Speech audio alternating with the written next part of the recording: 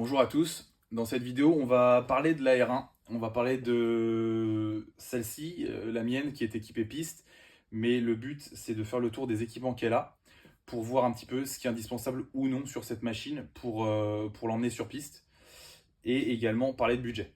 Puisque ça a un coût et on va pas se perdre dans des choses inutiles. Donc on va parler de ce qui est important de mettre ou pas. Il faut savoir que concrètement, la R1 de 2015 et après, c'est une moto qui est bien née, donc à la base, elle n'a pas besoin de beaucoup de choses pour évoluer sur piste. Il faut déjà travailler sur soi avant de travailler sur la machine. Mais concrètement, il y a des choses qui vont permettre à faciliter son pilotage et à gagner en aisance en fait sur la machine. C'est ça qui va être important de voir aussi. Donc voilà les RAM 2016 et on peut commencer déjà par le poli puisque c'est déjà un coût assez conséquent. Concrètement, un poli complet, il faut compter maintenant 700-800 euros pour en avoir un qui tombe pile poil sur votre moto sans faire de modifications. Généralement, ils sont composés donc de la face avant, des deux côtés, donc des deux flancs, du sabot, de la coque arrière, du passage de roue ici et du couvre-réservoir. Et potentiellement, parfois, vous pouvez avoir le garde-boue. Moi, c'est un garde-boue origine dessus.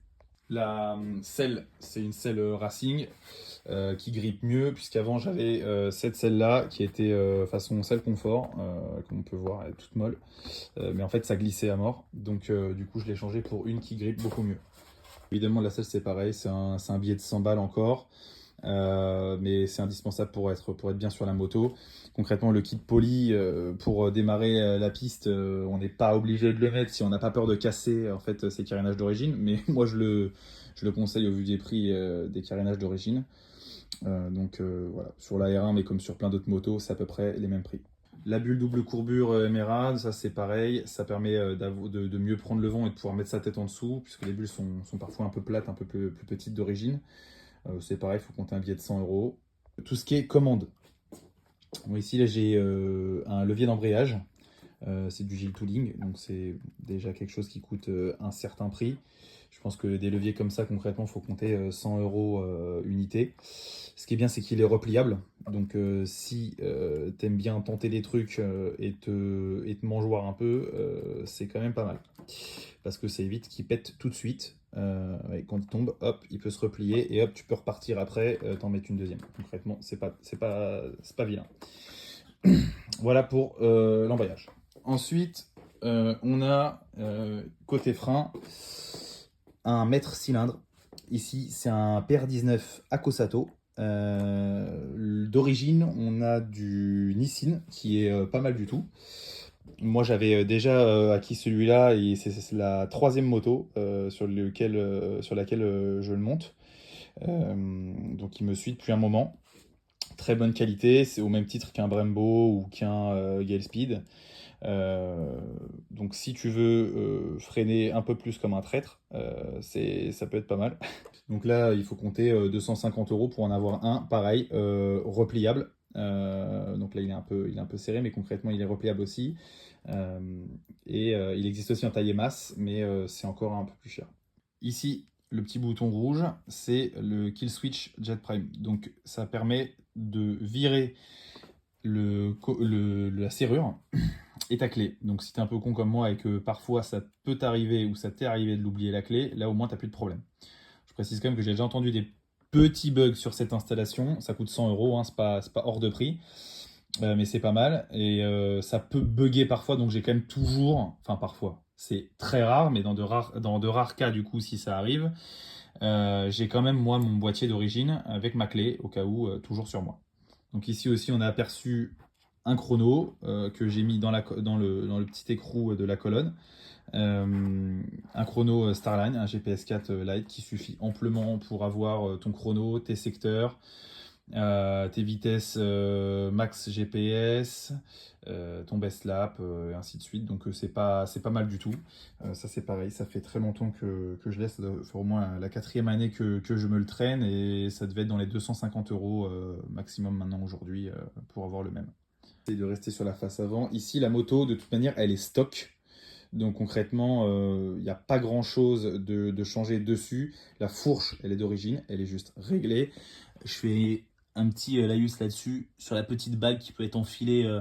En fait, quand vous faites vos joints spi, ça permet de voir l'enfoncement de votre fourche en fait, et de voir si vous talonnez pas trop. Donc si vous voulez en installer une quand vous faites changer les joints spi, c'est pas mal. Les étriers, ils sont d'origine. Les étriers du R1 d'origine, ils sont très très bien. Pas besoin de les changer. On peut mettre des plaquettes en revanche. Moi j'ai mis du Zco Endurance, c'est pas mal, ça freine fort et ça dure assez longtemps. Je pense qu'il faut compter 250 euros, voire 300 euros pour le jeu. C'est un budget, mais ça freine vraiment bien.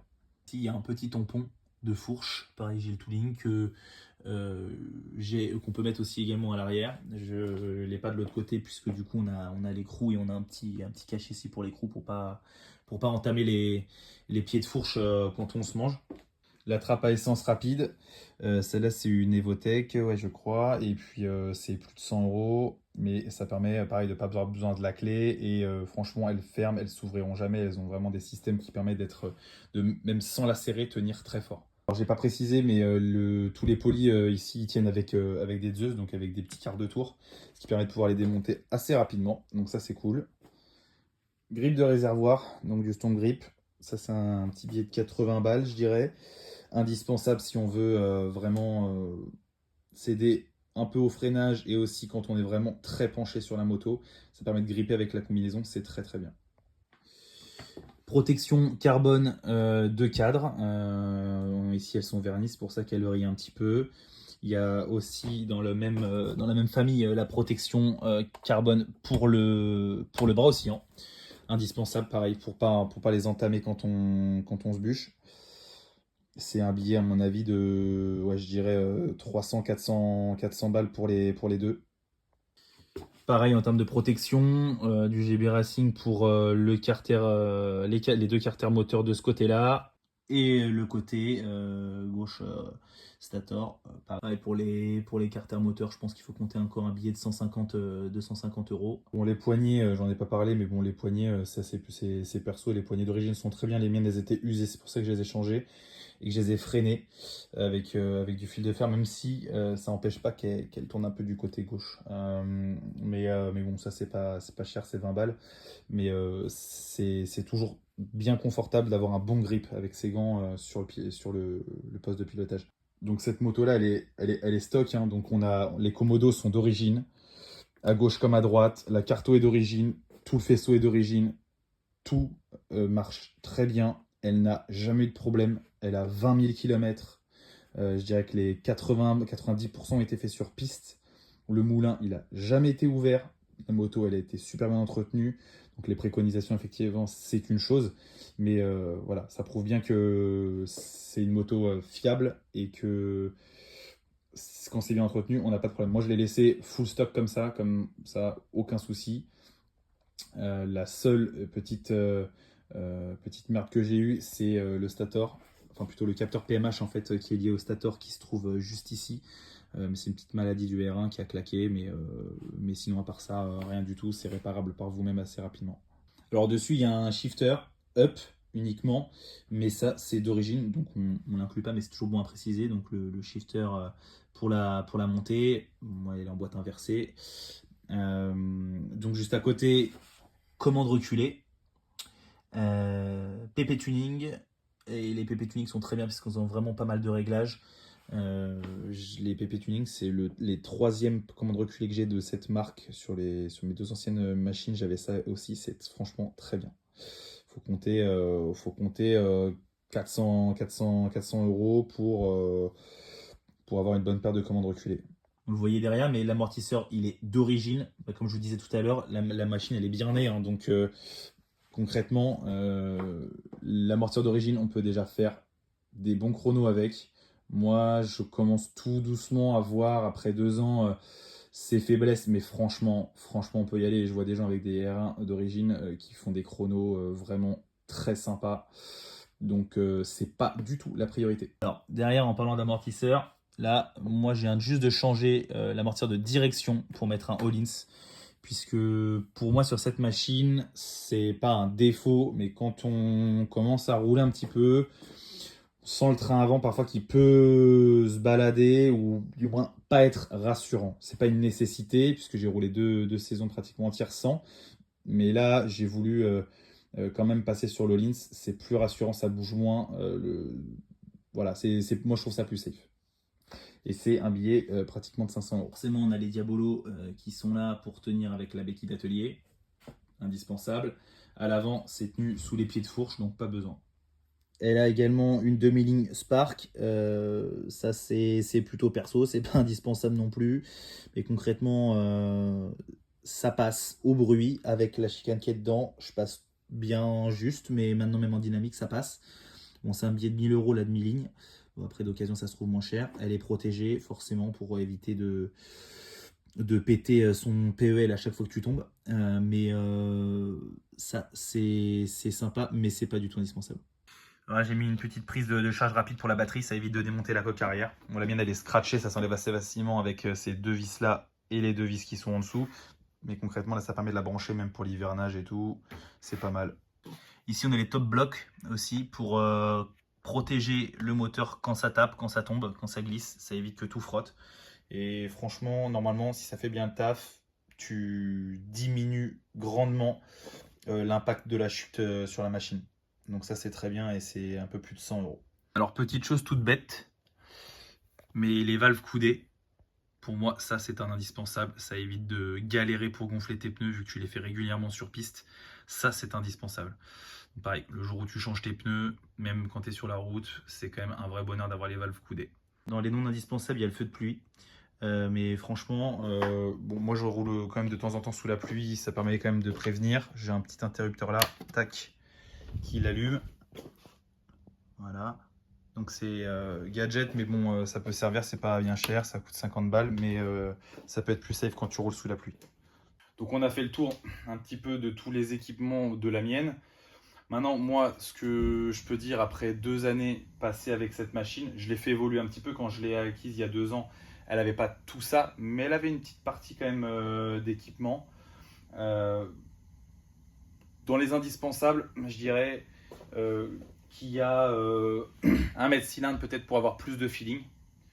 Le mètre cylindre. Les commandes reculées, moi je fais 1m85. J'ai roulé pendant plus d'une saison avec les commandes d'origine. Franchement, c'est pas gênant. Même moi qui suis grand, c'est pas vraiment gênant. Donc on peut les garder, les commandes d'origine. Mais pareil, tu gagnes en feeling, tu gagnes en aisance sur la moto. Donc voilà, c'est au ressenti de chacun.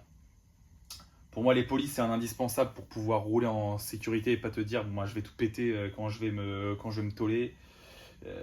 Et tu roules plus safe, tu te prends moins la tête. Donc le police, c'est un indispensable pour la piste. Qu'est-ce qu'on a? L'amortisseur de direction à l'avant, je dirais que quand on évolue avec l'AR1, c'est un indispensable. Maintenant, pour débuter, ça l'est pas du tout. L'amortisseur d'origine de direction, il est piloté. Mais vraiment, moi, je le trouvais trop mou après, donc je l'ai changé. Mais c'est pas un indispensable. Après, concrètement, il n'y a pas grand chose. Les plaquettes, ça c'est indispensable pour avoir du vrai eurofrein. Ça va avec le mètre cylindre, c'est un combo, je dirais.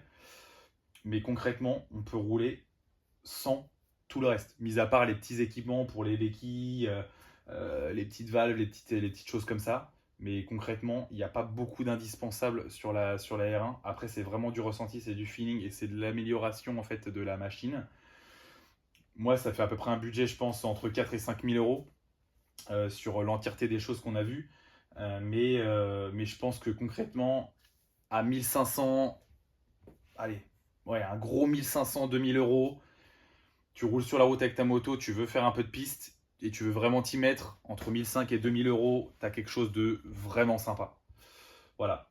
Mais encore une fois, la R1, on croise beaucoup de gens avec des R1 qui font des choses que moi je ne fais pas et qui ont potentiellement moins d'équipement que celle-là. Donc franchement, on peut y aller. Après, j'ai pas précisé, mais la moto, elle a un -1 opinion. Donc forcément, comme toute sportive, c'est le minimum syndical au niveau de la transmission pour pas avoir trop être mou, on va dire, à bas régime. Donc un -1 sur la R1. Pour moi, ça passe partout. Je roule sur beaucoup de circuits différents. Et franchement, ça passe partout. C'est un peu comme le -1 +2 sur la R6, ça passe partout. Moi, je suis pas en train de refaire ma transmission à chaque fois. Et franchement, le -1, c'est très bien. Le chrono aussi, le chrono c'est bien quand tu peux suivre un petit peu tes chronos toi-même. Maintenant, les organisateurs, ils te donnent généralement des transpondeurs. Alors, il y en a qui l'ont, il y en a qui l'ont pas, mais régulièrement, tu l'as quand même maintenant. Surtout quand tu vas sur des grands circuits. Mais je sais que moi, je m'en sers régulièrement. Alors, faut pas avoir la tête penchée dessus, parce que forcément, bah, quand tu vas vouloir faire un tour et que tu vas le regarder, bah, tu vas te foirer. Et quand tu le regardes pas, finalement, c'est comme ça que tu progresses mieux, parce que tu te concentres sur ton pilotage et pas sur le chrono. Il permet quand même de voir tes vitesses de pointe. Donc ça te donne une idée sur tes tours rapides un petit peu, si tu es passé comme d'habitude, pas assez fort, trop fort. Enfin voilà. Et de voir tes secteurs aussi. Donc le chrono, pour le coup, pour moi, c'est un indispensable quand tu te mets vraiment à la piste. Si c'est juste du track de temps en temps, pas besoin, tu vas pas aller chercher le chrono. C'est pas un indispensable. J'en ai pas non plus parlé, mais les pneus, c'est un vrai gros sujet. Euh, les pneus, faut les tester. Faut les tester parce qu'on n'a pas tous le même style de pilotage, on n'a pas tous les mêmes machines, on roule pas tous sous les mêmes températures en fonction des périodes à laquelle on roule, les circuits sur lesquels on roule n'ont pas la même. euh, le côté abrasif du circuit n'est pas le même. Donc voilà, faut tester. Les pneus, moi personnellement j'en ai fait pas mal. Aujourd'hui je roule avec du Super Corsa à l'avant, du TD Slick à l'arrière. J'ai roulé très longtemps avec du D212 à l'avant, du D212 à l'arrière. Medium avant, hard à l'arrière et ça fonctionne très bien aussi. Voilà, après il y a le budget, il y a le ressenti, ça c'est propre à chacun. Et puis là c'est du slick. Mais concrètement, même avec des pneus sport, route, ça le fait aussi sur la piste pour démarrer, ça va très bien aussi. Donc j'espère que la vidéo elle vous a plu, que la visite était cool. Je reviendrai sûrement sur certains sujets qu'on a évoqués aujourd'hui dans d'autres vidéos puisque je commence. J'aime bien parler voilà, de ce qu'il y a autour de la piste, de la machine elle-même, je commence par là. Et puis n'hésitez pas si vous avez besoin de conseils ou vous avez des questions à commenter. Et voilà, et je vous dis à bientôt, ciao ciao.